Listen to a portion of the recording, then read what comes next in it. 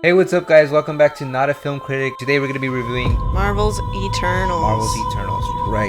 Right off the back, I'm not really like a fan. I didn't really like it as much. We have different opinions. I get, I really liked it. I thought it was a good movie. yeah.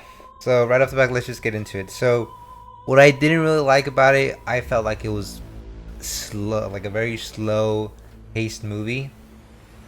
Maybe it's just because we saw it at 10 p.m. We saw it really late. We I saw it mean, late. late for us, but But even then, I feel like it was kind of slow. I don't think it was slow. There was only one point in the film where I was like, oh, what time is it? Is it like how much longer is left? And I feel like with the movies that I think are bad, I find myself doing that a lot more. Also, just a side note, there may be spoilers because we did just see it. We're going to be talking about things that happen in the film. And again, we're not professional film critics, so we don't know how to censor ourselves yet. Yeah, so also there was a couple unnecessary scenes like I thought the kissing scene. I don't know why that bothered me, but like I think it bothered you because we went with your parents. no, it was like way too long. I feel like it was long. Like if they would have kissed for like 2-3 seconds, cool. But it was like for 5 or 6 seconds, and then it just cuts to them just having sex. So like, you didn't need that. But It's a Marvel movie. but I feel like that's part of why I feel like that was supposed to help us understand why she was so hurt. Okay, but like, I think if they would have just kissed 2 seconds, and then the next scene being cut to them, like, spoilers, they get married. That would have been cool. But no, they kiss for like 6 seconds. They fucking have sex, and then they get married. Like, I don't think that whole sequence was necessary. Anyways, it just felt kind of slow. Like, I feel like those scenes weren't even necessary. You just slowed it down. I just think it's funny that you think it was slow though, because there's so much that they needed to cover in this movie, and they had 2.5 hours to do it. They introduced 10 new characters, gave us their stories. Yeah, maybe they maybe needed to be a two-part movie because like, But it is a two-part movie. But, In like- the end, they say that there's going to be a sequel, and I feel like that's part of why I didn't think it was a terrible movie, because you knew it was a sequel. well, because when I watch a movie and I see, oh, they're making a second part to continue the actual story, Mhm. I think it's better because then the whole first movie, you kind of understand, okay, we're going to meet the characters, kind of get to know them, know their story, like feel them out a little bit. And then they're going to get, to the more meat of the main story in the next one. So I'm expecting the next one to be a lot more story based, like a lot more timeline based, not this is this person and this is that person and this is how this person is connected to that person. Right. Because I feel like that's what a lot of this was they introduced all these characters and were trying to get us to connect with them. But Which is that's a big but challenge. I feel like we didn't connect. Like it was kind of too like. But I understand how they connect to each other. Yeah, we get it, but like, and I think that's the main point of this, of this movie specifically, the first Eternals movie. But I felt like when something bad happened to them, that was like okay, like I didn't really care. Like it wasn't like we had like this whole backstory behind it. It was like they tried to do that, but it wasn't like it was like very compressed. You don't like, think it was effective? It wasn't effective for me. It wasn't effective. Like she died, okay, or someone died, okay, like damn, that sucks. But like, it's not like, oh damn, like I really like that character or whatever. I think my biggest issue with the way that they tried to tell the story was how they bounced around like time periods. Yeah, that was, yeah. I don't have a suggestion as to how they could have done that better, but I do think that's part of what was confusing because we're, I don't know, a million BC, and now we're present day, and now we're 500 AD, and now we're present day, and bouncing back and forth like that was kind of hard to keep track of. Oh, what happened before this? This is what happened after that, and this is how that affected that. Like, it was a lot of like Yeah, I understand. trying to keep things straight in your head. And also, they lived like a long time, and I feel like some characters are like haven't like matured like mentally, like they can't mature physically, and like we know that because they're eternal. That's how they were born or made. But that doesn't stop them from maturing mentally, right? Like if you know this is your mission and blah blah blah, this is like why are you gonna all of a sudden switch up because of that time period, that specific time period? And Um, that's one of my main issues with this story is that like I don't buy the whole we couldn't interfere. I think that was a cover. I don't. Okay, this might be a spoiler, but we'll just put spoilers. They said they couldn't interfere because um They were told not to interfere with human conflict. the Celestials, yeah, because they need a. That's how they evolve by all this conflict. That's how humans evolve. Right. So the main point of this movie is to stop the Celestial from like making like another Celestial, right? From it being born, yeah. So all of a sudden they were like, oh, we need to protect the Earth and like pretty much betray the Celestials, right? But like, why, if they like the Earth so much, why didn't they do that for Thanos or all these other things? Like, I don't buy it. All But of a sudden that's they just switched up. but they do kind of explain that too.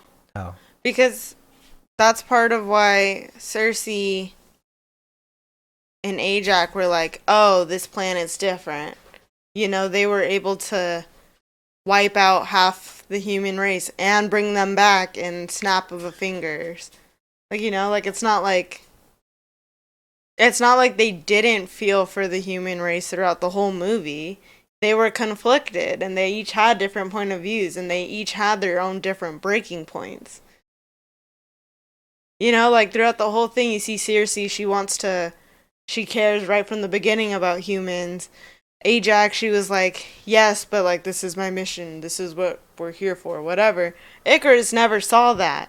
mm-hmm. He never reached that breaking point. Druig, it was the Mayans where he was like, this is terrible. I can stop this, but I can't because we can't interfere. And that was his breaking point. Faustus, it was his like, I created this and now everyone's a monster. This is what they're doing with the evolution I gave them. Like Right. they each had their mission, right? They each had like their main mission. But like one by one, that was them evolving. Was like finding that point that was like I care too much about this.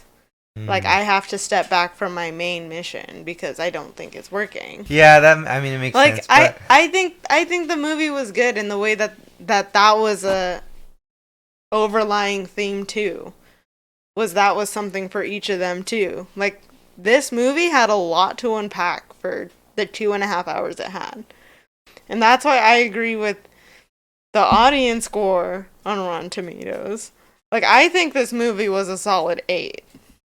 And I think I only agree with that because I know that it's the first of a series. right. Maybe just for me it wasn't executed well. I didn't believe that they chose that time to like interfere. Like it just like it just felt like it just worked for like Marvel Studios. It's like, oh yeah, it works now. Well, Like yeah, and it that's just felt cheap. It felt like like a cop out. yeah. Oh, and another thing, I guess Eternals are like supposed to be like super, powerful and like, Mhm. but I don't feel like they're more powerful than like Thor and like Thanos even. When the deviants were like attacking them, they were kind of pretty much running the whole time. Because they had evolved. Because the deviants had evolved. And they didn't understand why or how. They thought But they like, were gone. They were caught off guard. right? If these guys are like so powerful, the deviants didn't seem like they were that threat. Like nothing the Avengers couldn't take on. They didn't seem like world threatening to me at least. Did it? Did they seem like world threatening, like monsters or whatever? It didn't feel that bad. It wasn't that like apocalyptic. Like the Eternals need to come step up. You know? It didn't seem like that to me. Yeah, I can understand that. It just seemed like they weren't even that powerful compared to like some of the Avengers we've seen. And I guess supposedly they are supposed to be, but it just they came out kind of like it wasn't like a really a big deal. But I think if you look at the beginning of the timeline, right? So they're there before Avengers, right? They're Right. there before Steve Rogers. Like they're there thousands of years before he's even a thought. And I think their powers compared to the deviants is what makes them powerful because humans weren't evolved enough to protect themselves, right? And that's part of the goal was to like help humans evolve to be able to do that. You know, because I think part of it too is that these are the legends, right? You've got Athena and Icarus and like you have names that are familiar in throughout history and like these are where it comes from, like these are the legendary people that's been around throughout time and protectors and goddesses. Right. But I do understand how it could be like when you watched all of the Avenger movies and then you're left with this for like little monsters for just like Eternals. Yeah, I guess I could see how that's like it doesn't seem like a threat. It didn't. Well, not as big the as Celestials on the other hand did seem like a threat. Like that's some Scary. other crazy like.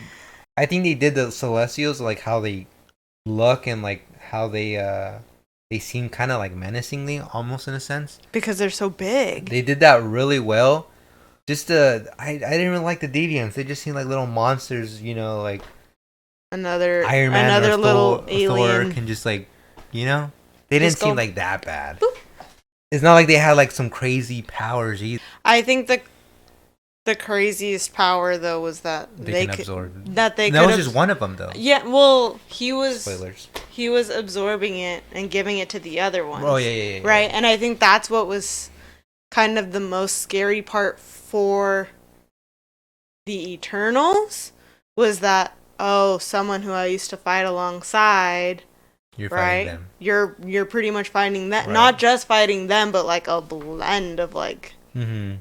them, Some characters didn't really care for Sprite being. I thought Sprite was so annoying. That's what I mean. More like they're super old, and I feel like they have plenty of time to mature mentally. And she's one of them that doesn't mature. She's still a kid, like a little brat, the whole movie. Like you're 7,000 years old and you're still acting like a 7-year-old. You know what I mean? I didn't like that. Some characters you're not attached. Some of them like die and you're like whatever.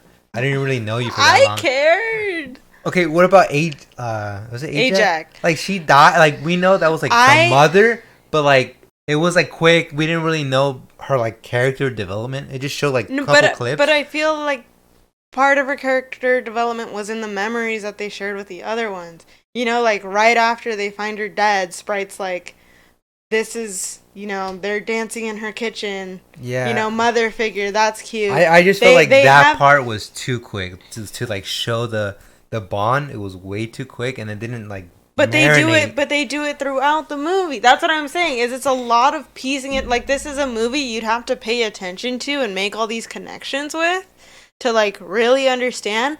But that being said, if you have to do that for a movie, is it a good movie?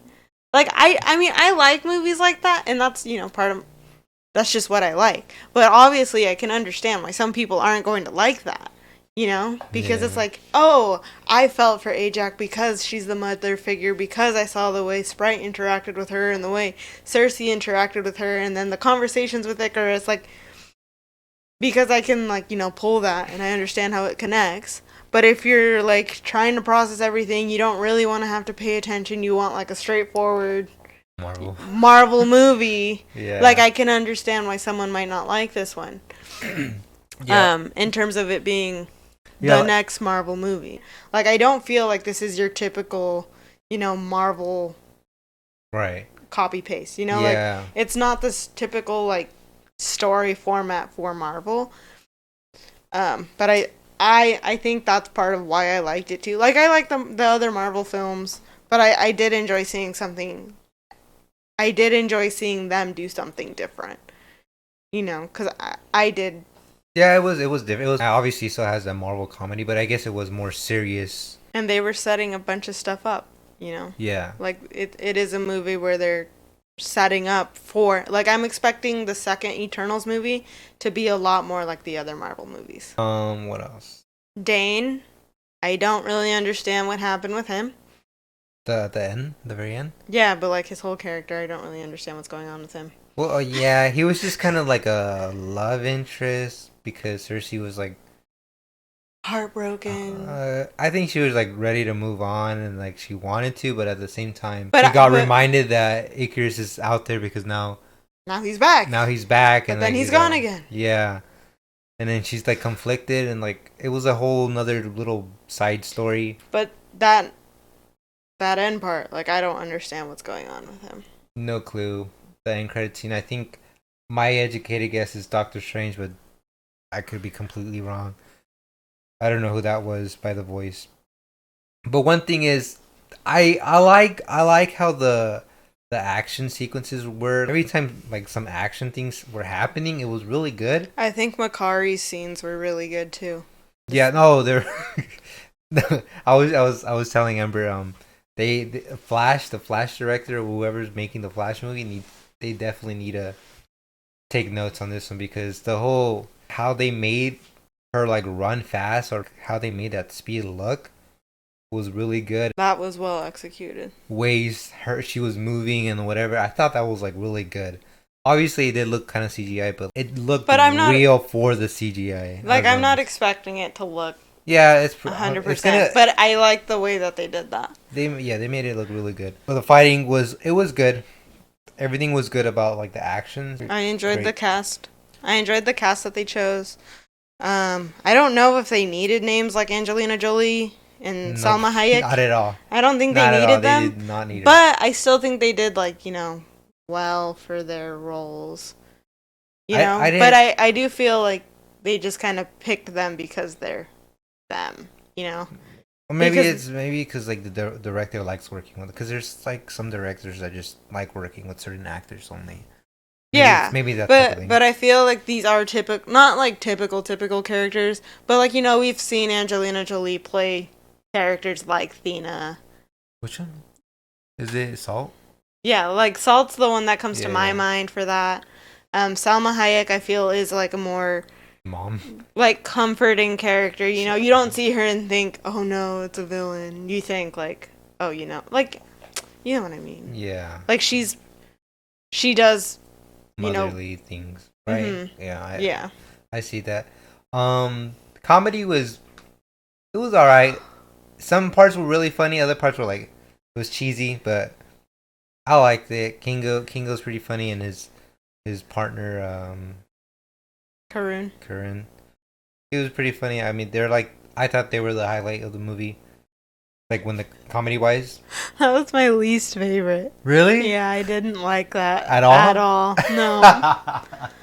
I like for the comedy aspect. I thought that was like the highlight, but like we said, we've got two different point of views. Yeah.